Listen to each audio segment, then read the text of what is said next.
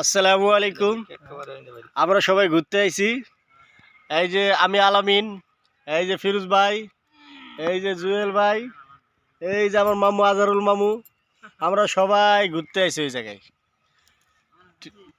দেখছেন, মানুষ আমরা ওই চারজনে, আর কেউ নাই।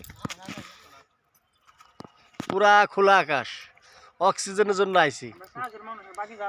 ফ্ল্যাটে থাইকে থাইকে অক্সিজেন পাওয়া যায় না, ভাবলাম যে একটু খোলা আকাশের নিচে একটু অক্সিজেনের জন্য আসলাম।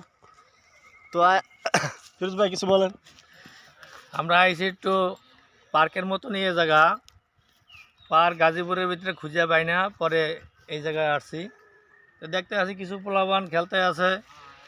এরপর আমরা যে এই জায়গায় 4 জন আছি, আর বাকি লোক সব অন্য কিছু। তো ভালোই পরিবেশটা, গাছগাছরা আছে, কিছু গাছ কাটিয়ে ফেলাইছে, আবার ওই যে পোলাবানে খিচুড়ি পাকাইছিল, কবি ফেলাই দিয়ে গেছে, সব কিছুই খাইতে পারে নাই। তাই দেখি আর পরিবেশ